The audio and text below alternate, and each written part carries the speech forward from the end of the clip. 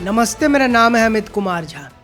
बिहार चुनाव में अपनी घनघोर बेइज्जती कराने के बाद भी सुप्रीम नेता प्रशांत किशोर का मन नहीं माना, क्योंकि वो सुप्रीम नेता है।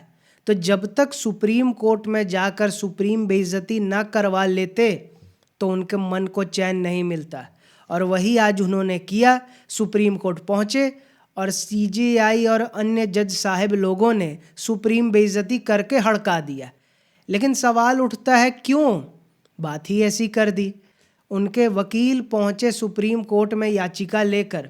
बिहार चुनाव पूरी तरह से फर्जी था, क्योंकि इसमें महिलाओं को 10,000 रुपये खाते में ट्रांसफ़र कर दिए गए, जबकि आचार संहिता लगा हुआ था। इसके बावजूद भी ये तो एक तरह की रिश्वत है।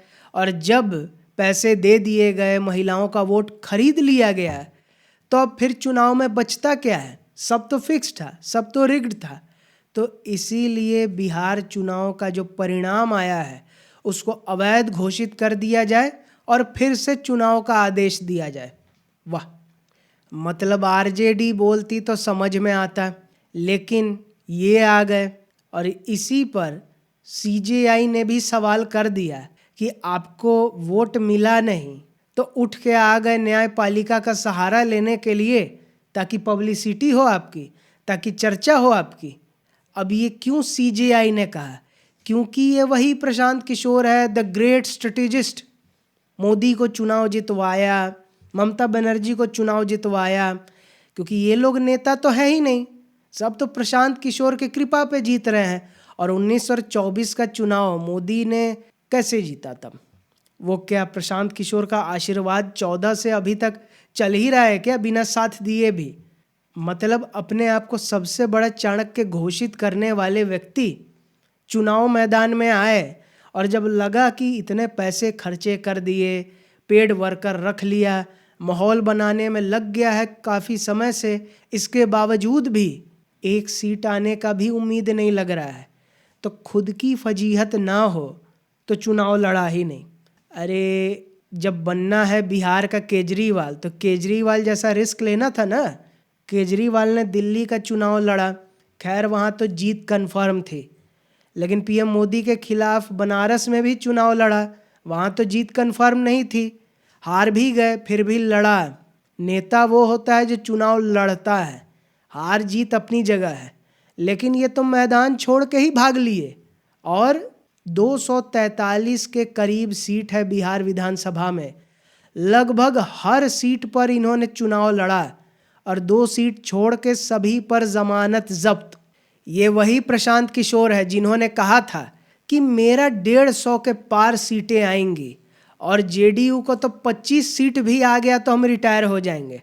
अब जब मीडिया ने पूछ दिया कि अरे 25 से तो ज़्यादा सीटें आ गई जेडीयू का, और आपका तो खाता भी नहीं खुला, तो रिटायर हो गए, तो कह दिया कि मैंने तो कोई पद पकड़ा ही नहीं, तो मैं छोड़ूं क्या, रिटायर क्या हूँ।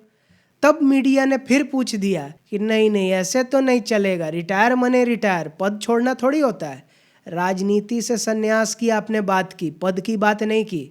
तब प्रशांत किशोर बोल गए, भाग गए, गोल पोस्ट चेंज कर लिया और कहा कि नीतीश कुमार ने कहा था कि सबको 2-2 लाख बांटेंगे सारी महिलाओं को, जब तक कि बांट नहीं देते एक एक को हम नहीं छोड़ेंगे राजनीति, हम तो जनता की आवाज़ उठाते रहेंगे।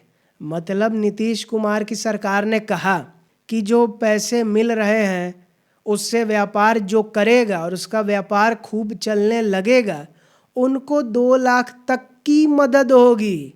2 लाख सीधे नहीं खाते में।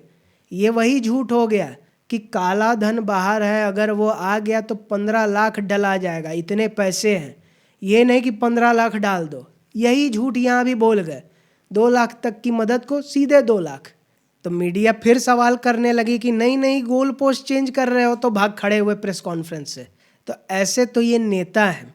अब जमानत जब्त करवा लिए, प्रियंका गांधी से मीटिंग कर ली कि वो भी फिसड्डी ये भी फिसड्डी, तो क्यों ना मिला जाए, ताकि एनडीए का जो बम्पर जीत हुआ है उससे टैकल किया जाए, कैसे हम एमएलसी बन के पहुँचे, अपना खेल करें। इस सब की मीटिंग की, लेकिन कोई रिजल्ट नहीं आया। रिजल्ट नहीं आया तो पहुंच गए सुप्रीम कोर्ट कहने के लिए कि पूरा अवैध घोषित कर दो। एक जज साहब जो बेंच में मौजूद थे, उन्होंने पूछ दिया कि पूरा चुनाव प्रक्रिया को अवैध कैसे घोषित करें बिना कोई स्पेसिफिक पॉइंट के। तो घिघी बंद गई वकील साहब की, कहने लगे कि अरे रेवड़ी बांट दी ना सरकार ने, 2 लाख तक का देने का अब वादा कर रही है सरकार सारी महिलाओं को, ये ठीक नहीं है।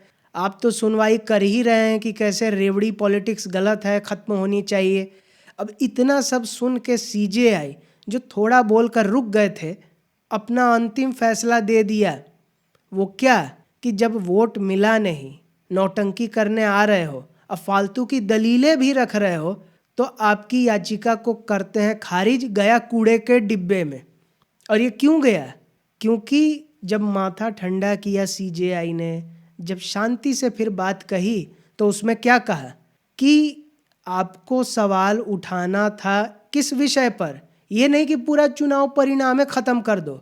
विषय ये होना चाहिए कि ये जो योजना है इसमें पैसे बांटे जा रहे हैं चुनाव से ठीक पहले, ये अवैध होना चाहिए, इस पर रोक लगनी चाहिए, इस पर बात करो। या कहीं कोई स्पेसिफिक सीट में कोई कमी रह गया है, कोई धांधली हुई है, उस पर बात करो, तब हम सुनते। पूरे को ख़त्म करो, ये क्या वेग साइक दे दिया, कोई एक्सप्लेनेशन नहीं, डिटेल नहीं। तो इसीलिए इसको हम खारिज करते हैं और हम सलाह देते हैं कि निकलो हाई कोर्ट। तब प्रशांत किशोर के वकील मुंह बनाकर चल दिए पटना हाई कोर्ट की तरफ, क्योंकि बिहार का मामला है।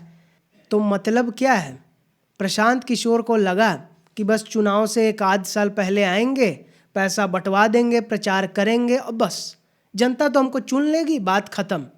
लेकिन वो भूल गए कि अपने आप को वो केजरीवाल तो समझ रहे थे, लेकिन केजरीवाल चुन के कैसे आए इस बात पर ध्यान नहीं गया। केजरीवाल जो हैं वो अन्ना आंदोलन के पीठ पर सवार होकर आए, भ्रष्टाचार विरोधी बातें की, कांग्रेस से लोग फ्रस्ट्रेटेड था ही, और वो एक एक्सपेरिमेंट था, एक नया चीज़ था, इस वजह से लोगों ने विश्वास कर लिया। लेकिन जब वही केजरीवाल शीश महल बना के बैठ गए, वही लालू और वही शरद पवार जिनके खिलाफ आरोप लगाया कि भ्रष्टाचारी है, उन्हीं से जाके मिल लिए, हाथ उठा लिया, तो एक केजरीवाल का धोखा लोग अभी तक भूल नहीं पाया। और लगले ये आ गए बिहार का केजरीवाल बनने। एक हार से इनका पोल पट्टी खुल गया कि बड़ी अलग राजनीति करते हैं। चल गए प्रियंका गांधी से मिलने, हो गया अलग राजनीति। मतलब एमएलसी कैसे भी बन जाए, सेटिंग हो जाए, इसके चक्कर में अपनी पोल पट्टी खुलवा ली कि हम अलग हैं, जबकि फिर वही कांग्रेस के साथ जाना है जिसके करीबी पहले भी थे। तो मतलब क्या है? मतलब यही है कि जन समर्थन है नहीं, तो कैसे भी पूंछ पकड़ के कुछ मेरा पद हो जाए। इनका सफ़र ना अभी ख़त्म हुआ है ना होने वाला है।